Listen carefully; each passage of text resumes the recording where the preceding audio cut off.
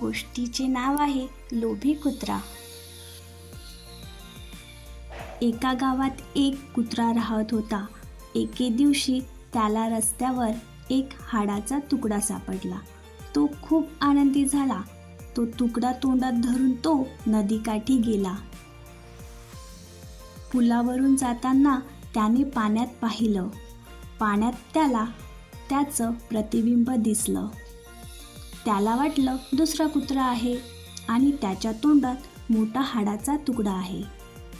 लोभामुळे त्याने त्या कुत्र्याचा तुकडा मिळवण्यासाठी जोरात भुंकण्याचा प्रयत्न केला.